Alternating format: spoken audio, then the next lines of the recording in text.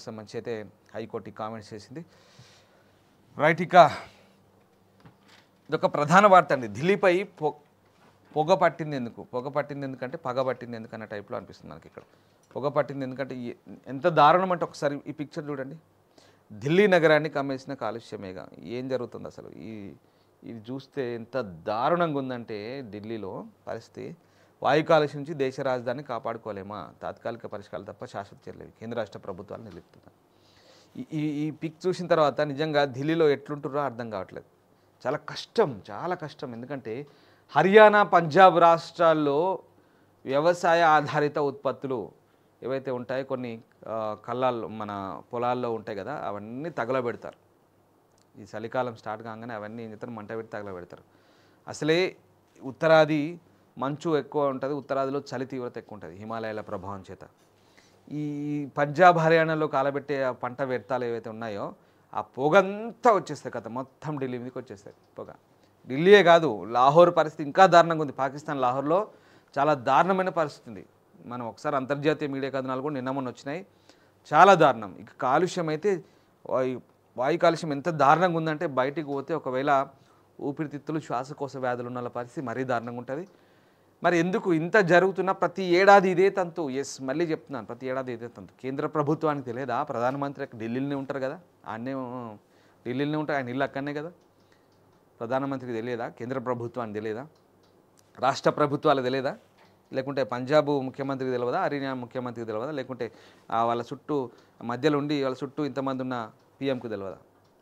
అసలు కేంద్ర ఒక మంత్రిత్వ శాఖ ఉంటుంది కదా, కాలుష్య నియంత్రణకు సంబంధించి, పర్యావరణానికి సంబంధించి, మరి వీళ్ళకి తెలియదా? ఎందుకు వీళ్ళ మీద ఈ చర్యలేవి? అసలు ఏం జరుగుతుంది? శాశ్వత పరిష్కారాలు ఏవి? శాశ్వత చర్యలేవి? మరి రైతులకు నచ్చజెప్పి ఈ కాలుష్యం జరగకుండా ఢిల్లీలో ఎంత ముప్పు అంటే నేను చెప్పడానికి చాలా సిల్లీగా అనిపిస్తుంది. మీకు ఈ ఫోటో చూపించి ఏముంది ఇక పొగ వచ్చింది కదా, చాలా డేంజర్. అది చాలా డేంజర్. అంటే చెప్తున్నా కదా, చాలా డేంజర్. శ్వాసకోశ వ్యాధులు ఉన్న వాళ్ళు అసలు శ్వాస ఆడలేక చచ్చిపోతారు ఢిల్లీలో. చాలా కష్టం. ఇట్లాంటి కాలుష్యం చేత ఎంత దారుణమైన జబ్బులు, ఒక్కరు కాదు, ఇద్దరు కాదు, కోట్లాది మంది దీని మీద ఎఫెక్ట్ అవుతుంది దీని ద్వారా. సో ప్రభుత్వాలు చర్యలు తీసుకోవాల్సిన అవసరం ఏముంది? ఖచ్చితంగా ఉంది. దీనికి శాశ్వత పరిష్కారం అయితే కావాల్సిన అవసరం ఉంది. ఢిల్లీ కదా మనకెందుకు అనుకుంటే కాదు, ఢిల్లీ మన దేశం కాబట్టి అక్కడి ప్రజలు, మనోళ్ళు కూడా చాలామంది ఉన్నారు, తెలుగు వాళ్ళు కూడా వేల సంఖ్యలో ఉన్నారు, చాలామంది ఇబ్బంది పడుతున్నారు. One of my friend journalist అక్కడే ఉంటాడు, ఆయన చెప్తున్నాడు వెరీ సీరియస్. అసలు పాపం ఆయన చెప్తుంటే నేను కూడా కొద్ది రోజులు ఢిల్లీలో ఉండి పనిచేసి వచ్చాను, నాకు కూడా తెలుసు ఆ విషయం. చాలా దారుణంగా ఉంటుంది పరిస్థితి. ఏంటి బాస్ ఎట్లంటే అసలు నేను బయటకు వెళ్ళలేకపోతున్నాం, అసలు చాలా దారుణంగా ఉంది పరిస్థితి, ఇంట్లోనే డోర్లు వేసుకొని ఉంటున్నాం, కష్టంగా పోయి నౌకరీ చేస్తున్నామని చెప్తారు. ఇది పరిస్థితి చాలా దారుణంగా ఉంటుంది. మనోళ్ళు చెప్తున్నాం ముచ్చట్లు ఇవన్నీ.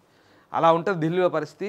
ఈ చలికాలం అంతా కూడా అసలే చలికి హీటర్లు పెట్టుకొని ఉంటారు ఇళ్ళల్లో. అలాంటి పరిస్థితుల్లో స్కూళ్ళు కూడా చాలా లేట్గా తొందరగా అయిపోతాయి.